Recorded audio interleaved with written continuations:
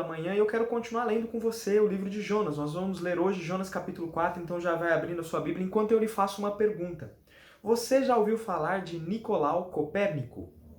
Talvez você não conheça o nome dele, mas você conheça a teoria que ele começou a desenvolver. Nicolau Copérnico, ele viveu numa época em que as pessoas acreditavam no geocentrismo. O que significa isso? De que a Terra, o planeta Terra, era o centro do universo e todas as coisas giravam e se moviam em volta da Terra. Nicolau Copérnico ele começou a desenvolver o heliocentrismo, que dizia que a Terra, na realidade, ela não era o centro do universo, mas a Terra, ela girava em torno do Sol.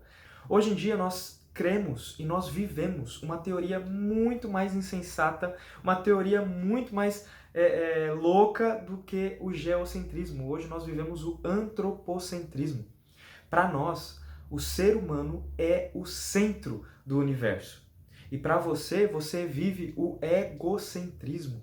Você é o centro do universo. Todas as coisas, inclusive Deus, devem orbitar em seu entorno. Isso é terrível. Viver uma vida antropocêntrica ou uma vida egocêntrica é burrice e vai trazer tristeza, descontentamento e vários outros males para você. Nós vamos ver isso lendo Jonas, capítulo 4. Abra sua Bíblia aí, se você já não abriu. Nós vamos ler Jonas, capítulo 4. Isso tudo deixou Jonas aborrecido e muito irado. Então orou ao Senhor: Antes de eu sair de casa, não foi isso que eu disse que tu farias, ó Senhor? Por esse motivo fugi para Tarsis. Sabia que és Deus misericordioso e compassivo, lento para se irar e cheio de amor, estar pronto a voltar atrás e não trazer calamidade. Agora tira a minha vida, Senhor. Para mim é melhor morrer que viver desse modo. O Senhor respondeu: Você acha certo ficar tão irado assim? Então Jonas foi até um lugar a leste de Nínive e construiu um abrigo para sentar-se à sombra, enquanto esperava para ver o que aconteceria à cidade. O Senhor Deus deu ordens a uma planta, que cresceu e que logo espalhou suas folhas grandes sobre a cabeça de Jonas e o protegeu do sol. Isso o aliviou de seu desconforto, e ele ficou muito grato pela planta. No dia seguinte, porém, ao amanhecer, Deus também mandou uma lagarta. Ela comeu o talo da planta que secou. Deus mandou um vento quente soprar e soprou a leste sobre Jonas. O sol bateu em sua cabeça e ele sentiu-se tão fraco que desejou morrer. Para mim é melhor morrer do que viver desse modo, disse ele. Deus perguntou a Jonas: Você acha certo ficar tão irado por causa da planta? Jonas respondeu: Sim, acho certo ficar tão irado ao ponto de querer morrer. Então o Senhor disse: Você tem compaixão de uma planta, embora não tenha feito coisa alguma para que ela crescesse. Ela depressa apareceu e depressa murchou. Nínive, porém, tem mais de 120 mil pessoas que não sabem discernir entre o certo e o errado, sem falar de muitos animais. Acaso não devo eu ter compaixão dessa grande cidade? No capítulo que nós lemos, Jonas está extremamente irado porque Deus decidiu não destruir a cidade de Nínive depois que os ninivitas se arrependeram e o Senhor decidiu dar misericórdia, decidiu voltar atrás na sentença de destruição. Jonas ficou tão irado com isso que ele se queixou ao Senhor, ele faz uma oração. Não é uma oração de gratidão: ó Senhor, muito obrigado, a minha pregação teve grandes efeitos, muito obrigado porque o teu Espírito agiu e pessoas se converteram ao Senhor. Não, ele está extremamente irado com Deus. Agora, por que Jonas não queria que os ninivitas se convertessem? Eu tenho duas sugestões. A primeira é que Jonas, ele era um profeta de Israel, e em Deuteronômio diz que um profeta, ele é confirmado como mensageiro do Senhor, como um profeta verdadeiro, se aquilo que ele pregar se cumprir.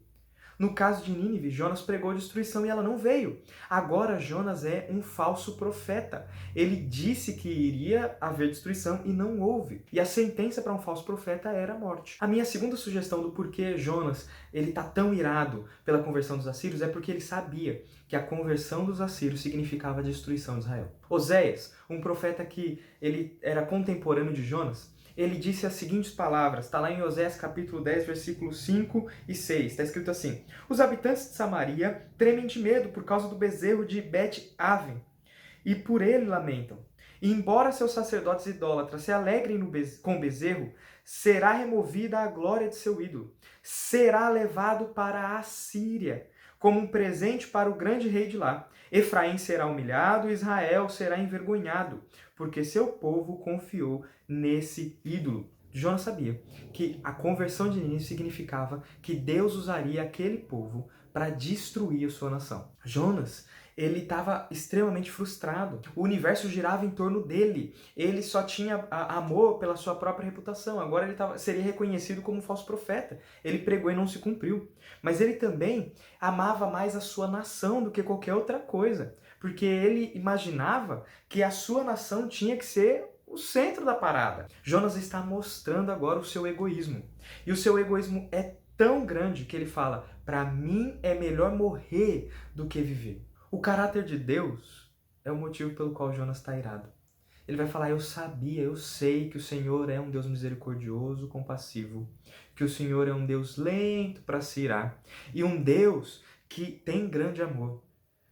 Jonas, ele não está aqui falando coisas que ele imaginou sobre Deus. Na realidade, ele está falando aqui sobre coisas que ele já sabia e que estava escrito na lei de Moisés. Êxodo 34, versículo 6, é o Senhor proclamando o seu caráter a Moisés. E nesse momento o Senhor diz: Jeová, Jeová, Deus compassivo e misericordioso, lento para se irar, com grande amor e fidelidade. Ele está falando assim, olha, Deus mostrando o próprio caráter para Moisés, num evento muito marcante de Israel, num evento em que Israel ele tinha pecado, se rebelado contra Deus, construindo e adorando um bezerro de ouro, enquanto Moisés estava no monte recebendo os 10 mandamentos escritos numa tábua. Por causa dessa rebeldia, Deus decidiu destruir a nação. Só que Moisés intercedeu pela nação, e o final das intercessões é Deus reafirmando o compromisso de proteger e de andar junto com Israel. E aí ele vai dizer: Jeová, Jeová, Deus compassivo e misericordioso, lento para se irar, cheio de misericórdia e de fidelidade. Jonas foi objeto da misericórdia de Deus. Ele também foi salvo. Ele não merecia ser salvo. Ele estava em rebeldia fugindo para Tarsis, mas o Senhor o encontrou no fundo do mar, enviou um bote salva-vidas, um grande peixe, e o salvou. E fez com que ele tivesse uma segunda chance de ser um profeta usado pelo Senhor, mandando ele novamente para Nínive, e ele foi. E a proclamação dele teve sucesso absoluto pelo poder do Espírito Santo. E agora Jonas está irado por causa do caráter misericordioso de Deus, do qual ele também foi um objeto, ele também desfrutou. Nesse momento eu quero fazer uma pausa aqui no texto de Jonas e refletir sobre você. O que cativa o seu coração? E a gente sabe o que cativa o nosso coração por aquilo que nós estamos verdadeiramente empenhados em viver. A gente sempre fala: eu morreria por Cristo, mas você vive por Ele. Nesse momento, Jonas, por causa de seu egoísta, está disposto a morrer. Ele vivia de maneira egoísta e aqui o Senhor vai confrontá-lo. E a pergunta de Deus é razoável a sua ira? Nesse momento eu quero que você reflita. Pelo que você vive? Porque é aquilo que motiva você a viver, aquilo que motiva você a acordar todos os dias, é aquilo que te faz, eu vou segurar isso até a morte. No caso de Jonas, o egocentrismo, o amor por sua nação e o amor por si mesmo era o que ele segurava com tanta força ao ponto de querer morrer, de se colocar diante de Deus e falar: estou contra o Senhor. O Senhor é misericordioso, mas eu não sou. Nós fomos criados para sermos imagem e semelhança de Deus, para espelhar quem Deus é, para mostrar a glória, a majestade, o caráter de Deus. Nesse momento, Jonas mostra outra coisa. Enquanto Deus ele tira a sua ira, Jonas coloca a sua ira. Nesse momento eu quero te perguntar também, você se parece com o Senhor? A característica de misericórdia, a característica, o caráter compassivo de Deus, gracioso, ele é visto na sua vida?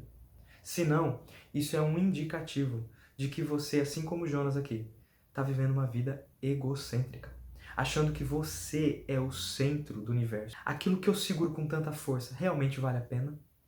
Tá certo o motivo de minha ira? Será que a minha ira é justa, assim como a ira justa de Deus contra o pecado?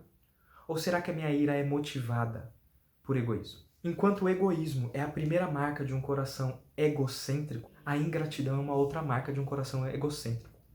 Jonas se esqueceu de que ele também foi objeto da misericórdia. É interessante, nós queremos receber perdão, mas temos dificuldade de perdoar. E essa atitude de não querer perdoar os outros não é falta de misericórdia, isso é ingratidão. O nosso Deus é tão fabuloso, tão majestoso. É um Deus que quer a glória para Ele quer ser o centro do nosso universo. O nosso universo tem que ser teocêntrico, em que Deus é o centro. A nossa vida tem que ser teocêntrica, em que Deus é o centro. E Deus está tão comprometido com isso, em formar o meu e o seu caráter, para que nós vejamos Ele como o centro de todas as coisas, que Ele vai trabalhar no coração de Jonas, para nos ensinar e para trabalhar no nosso também. Deus, ele dá ordens aqui. É interessante que no livro de Jonas, a ironia é um artifício literário muito usado. No capítulo 1, nós vemos os marinheiros se arrependendo de Jonas duro, ao ponto de querer morrer. Nós vemos o céu, o mar, o vento obedecendo ao Senhor enquanto Jonas é desobediente. Nós vemos também no capítulo 3 uma cidade ímpia, uma cidade que não adorava ao Senhor, que tinha vários outros deuses, se rendendo e se arrependendo diante do Senhor, clamando misericórdia. Mas um profeta ainda duro. Olha que ironia. Aquele que pregou em nome do Senhor está duro porque o Senhor agiu. E agora aqui no capítulo 4, um profeta duro, que não quer obedecer ao Senhor, que não está alegre por ter obedecido ao Senhor, é contrastado com uma planta. Uma planta que não tem inteligência, não tem ética, não tem amor, não tem nada, mas obedece ao Senhor. E é interessante a maneira como isso é descrito. Ele diz assim, no versículo 6, Deus fez crescer ali uma planta, Deus deu ordens para uma planta e ela cresceu. E espalhou as suas folhas, suas grandes folhas, sobre a cabeça de Jonas para lhe proteger do sol. Isso aliviou o desconforto de Jonas. Essa planta, ela cresceu com o propósito de salvar Jonas de seu desconforto, e a palavrinha desconforto, ela é a palavra mal, também usada para descrever a atitude iníqua, a atitude pecadora de Nínive, no capítulo 1, quando Deus fala para Jonas, vá até Nínive, a grande cidade de Nínive, e pregue contra ela, pois a sua maldade, a sua iniquidade, ela chegou até a minha face. Essa palavra traduzida como maldade, iniquidade, pecado, é a mesma palavra aqui. Essa planta nasceu com o propósito de livrar Jonas de sua maldade. Nós entendemos essa maldade de duas maneiras. Primeiro, é o desconforto do sol, algo que causa mal, não necessariamente moral. Mas esse versículo é escrito de maneira dúbia. O propósito dessa planta é trabalhar a maldade no coração de Jonas. A planta tinha dois propósitos: salvar a cabeça dele do sol e salvar o coração dele da sombra. Assim que Jonas foi aliviado do desconforto do sol, o seu coração se alegrou demais.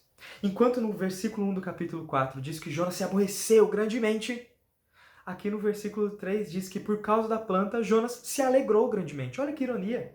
Jonas não se alegra com a salvação de toda uma nação, da destruição completa, mas ele se alegra por causa da sombra de uma planta.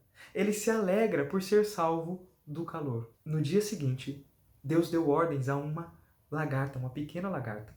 O profeta, no começo, não obedece ao Senhor. Quando obedece, obedece de maneira descontente. Mas uma lagarta, uma pequena lagarta, vai lá e obedece ao Senhor. E faz o seu trabalho de maneira majestosa. E come o talo da planta ao ponto que a planta morre. E aí o sol começa a bater na cabeça de Jonas. Mas não contente, Deus dá ordens agora a um vento. E um vento oriental vem, e um vento quente bate em Jonas ao ponto de fazer com que ele quase desmaie. E agora Jonas fica irado novamente e diz, Senhor, para mim é melhor morrer do que viver dessa maneira. Jonas novamente fica irado, mas agora Jonas não fica irado por causa de Nínive.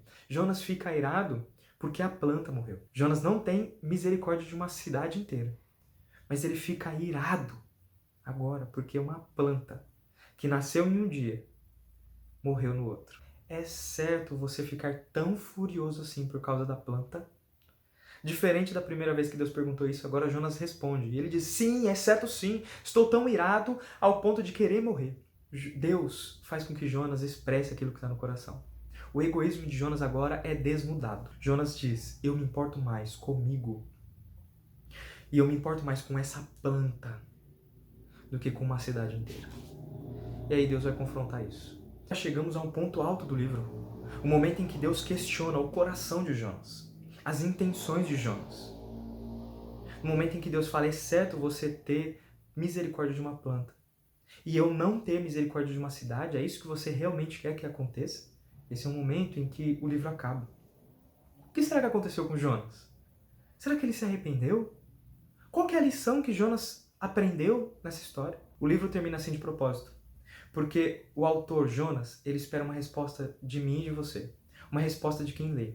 Ele está mostrando, você é tão cínico quanto eu, você é tão egoísta quanto eu. Mas diante agora da palavra do Senhor, o que você vai fazer? Diante da palavra do Senhor, qual vai ser o seu pensamento? Diante desse final, eu quero trazer algumas lições para você. O que realmente importa para você? O que você dá valor? É interessante, uma vez uma pessoa me disse que nós somos rápidos em amar coisas e usar pessoas. Só que quando olhamos para o Senhor, na palavra dele, o Senhor usa as coisas e ama as pessoas. Qual é a sua escala de prioridade? E eu quero que você veja o quanto você às vezes é egoísta, ou quanto a sua visão é antropocêntrica. Ainda é antropocêntrica. Você acha que o universo gira em torno de você ou dos outros seres humanos, que Deus ele tem o dever de fazer aquilo que você manda e não o contrário. Jonas olhava para os ninivitas e falava assim, eles não merecem a misericórdia de Deus, eles são sujos, eles são ímpios, eles são violentos, eles não merecem ser objetos da misericórdia de Deus. E nesse momento eu quero te lembrar que quando você pensa assim sobre o outro, você é ingrato com aquilo que você recebeu. Porque você também era alguém que merecia a ira de Deus, que merecia a desgraça eterna. Talvez você nunca roubou algo material de alguém, mas você já colou em alguma prova? Ou você roubou a ideia de alguém? Você já roubou. Talvez você não é um assassino. Quando nós olhamos assassino, nós dizemos assim, essas pessoas merecem morrer porque elas mataram. Elas não têm o direito de perdão. Mas quando você odeia o seu marido, a sua esposa, o seu filho, a sua mãe, o seu pai, o seu professor, o seu chefe, o seu colega de trabalho, chato, o Senhor Jesus diz que você cometeu um homicídio no coração. Você também está no mesmo barco que ele. O julgamento precipitado, o julgamento prematuro, e não só um julgamento de saber se algo é certo ou errado, mas um julgamento de dizer essa pessoa merece e essa não merece perdão. Isso é uma atitude de se colocar no lugar de Deus. É isso que o Senhor Jesus nos diz para não fazer. Nós não devemos julgar para não sermos julgados. No sentido não da gente falar assim, isso que a pessoa fez é errado, isso que a pessoa fez é certo. Não é nesse sentido. É no sentido de, o que ela fez é errado e ela não merece perdão. Ela merece morrer. Ela merece ser punida por Deus. Ela merece a mão pesar. Isso é demonstração de ingratidão. Porque você também merecia. E olha só como é que é incoerente isso. Você merecia ser punido por Deus, mas Deus, em misericórdia, Ele olhou para você e mandou o próprio Filho para morrer em seu lugar. E você foi objeto de misericórdia de Deus. E agora, você não só recebeu a misericórdia, mas você tem que se tornar um mensageiro de misericórdia. Você tem que mostrar para as pessoas que sim, você é tão indigno quanto elas. Você só tem valor porque o Senhor na cruz te comprou. O Senhor, pelo Santo Espírito, te chamou. E o Senhor, pelo Santo Espírito, fez com que você se dobrasse diante dele pedindo arrependimento. Nesse momento eu quero te alertar para o perigo do egocentrismo. O egocentrismo, ele tira a alegria do seu coração. Jonas está extremamente descontente, extremamente irado, porque na mente dele, ele tem que ser o centro do universo de Deus. Na mente dele, Israel tinha que ser o centro do universo de Deus. O egocentrismo, ele rouba a sua paz. Enquanto você não tem tudo para si, enquanto você não satisfaz o egoísmo, você não consegue descansar. Mesmo que você obedeça a Deus, você obedece a Deus descontente. Mesmo que você cumpra os mandamentos de Deus, mesmo que você viva de acordo com o padrão de Deus, você vive de maneira descontente. E é interessante que a obediência a Deus, egoísta, ela não é obediência, ela é rebeldia. Porque o primeiro mandamento é, não terás outros deuses além de mim. E no momento em que você é egoísta, você se tornou o seu Deus. Infelizmente, o egoísta, ele talvez não percebe tão rapidamente que ele é egoísta. Egoísmo é igual bafo. Você não percebe que tem, mas todo mundo em volta você sabe, não sente aquele cheiro, se afasta. Mas eu quero te dar uma maneira prática de você reconhecer se você tem se tornado uma pessoa egoísta. A ingratidão. O egoísta, ele é ingrato. Ele olha para as coisas visando sempre lucro pessoal e quando ele recebe, ele fica alegre com aquilo, mas logo ele se esquece de quem ele recebeu. Ele se esquece das mãos de quem ele recebeu e se torna ingrato. E aí, assim que essa pessoa que deu para ele, que normalmente é alguém que beneficiou, mas principalmente Deus, essa pessoa ela se vira contra Deus. Ela fica ingrata. Esse trecho de Jonas me mostra que Deus ele tem poder sobre todas as coisas. Ele não precisa do conselho de ninguém. Não precisa da aprovação de ninguém, nem dos seus servos. Deus tem o poder sobre as nações. Deus tem o poder sobre as plantas, sobre os animais. E Deus tem o poder sobre nós. E Ele faz aquilo que Ele quiser. Quando eu olho para o livro de Jonas e eu termino a leitura do livro, a primeira pergunta que me vem na cabeça é: será que Jonas se arrependeu? Será que Deus deu a terceira chance para Jonas? E a minha resposta a essa pergunta é sim. Jonas se arrependeu. E Deus deu uma terceira chance para Jonas. Mas Silas, não está escrito, acaba com Deus falando: olha, não posso eu ter compaixão da grande cidade de Nínive, que tem mais de 120 mil pessoas que não sabem discernir entre o bem e o mal e muitos animais. Mas não fala. E aí Jonas voltou cabisbaixo para Israel, contou o que aconteceu para sua nação, pediu perdão ao Senhor, adorou, fez um sacrifício para ele. Mas nós sabemos que Jonas se arrependeu e de que Deus deu uma terceira chance pelo fato de que hoje nós temos o livro de Jonas. Apenas um homem arrependido, um homem realmente arrependido, consciente de que a glória tem que ser do Senhor e não dele. Apenas um homem assim é capaz de expor a sua pessoa ao ridículo, independente se sua reputação vai ser jogada fora ou não. Independente se isso vai causar desconfortos, vai trazer consequências ruins ou não. Só um homem arrependido é capaz de colocar à luz tudo aquilo que ele fez de errado e mostrar: olha, arrependam-se diante do Senhor, aconteceu isso comigo, olha que ridículo que eu passei. Não corra o mesmo erro que eu, não caia na mesma bobeira que eu. Somente um homem arrependido. Um homem arrependido ele é capaz de fazer isso. E o Senhor deu uma terceira chance a Jonas sim. Jonas recebeu a segunda chance quando, cuspido pelo peixe, foi pregar a Nínive. E agora ele recebe a terceira chance quando, depois que ele escreveu o seu livro, o Senhor preservou para que eu e você lêssemos. Isso me lembra da verdade do Evangelho. O Senhor Jesus, na cruz, nos garantiu perdão completo. O Senhor na cruz nos garantiu uma nova história. O nosso Deus não se cansa de nossos recomeços. E eu me lembro agora de Pedro. O Senhor disse: você vai me negar 3 vezes. E Pedro falou: não vou negar não, Jesus. Estou com o Senhor até a morte. E antes que o galo cantasse, Pedro negou 3 vezes. No momento em que o galo cantou, Pedro olhou para o lado, olhou fixo aos olhos de Jesus, e aquele olhar amoroso, confirmando: Pedro, eu disse que você faria. E Pedro desfaleceu, ele ficou triste. A Bíblia diz que ele chorou amargamente. Depois da ressurreição, Jesus, no último capítulo de João, Jesus encontra com Pedro e senta com ele e mostra tudo o que aconteceu. Lembra da pesca maravilhosa, lembra do momento da negação. E agora Jesus diz: Pedro, você me ama 3 vezes.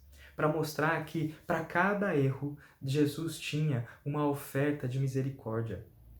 E aí olhamos para a história de Pedro e nós vemos: o Senhor não se cansa dos nossos recomeços. Em Jesus, nós temos a misericórdia de Deus em nós. Agora o que eu devo fazer? Espalhar essa misericórdia a outros. Assim como Jonas não se contentou em viver toda essa experiência, mas decidiu registrar para ensinar a sua nação a não ser cínica, egocêntrica, antropocêntrica como ele. Você, por causa da salvação em Jesus, tem a ferramenta e tem a missão para ser usado por Deus, para tirar essas pessoas do engano de morte de viver de maneira egocêntrica. O mundo não gira em torno de si mesmo. O mundo gira em torno do sol da justiça. O mundo gira em torno de Deus. E você, pela graça de Jesus, foi chamado para expor esse sistema solar, o sistema do sol da justiça. Você foi chamado para fazer isso daí.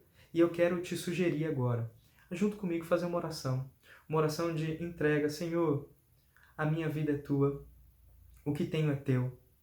O Senhor deu, o Senhor pode tomar, mas Senhor, eu quero te pedir, por favor, me use como exemplo e como sinal de misericórdia. Que a misericórdia que me atingiu, eu possa espalhar outros também. Vamos orar? Senhor, nós queremos ter uma vida teocêntrica, em que o Senhor é o centro da nossa vida e de nossa pregação.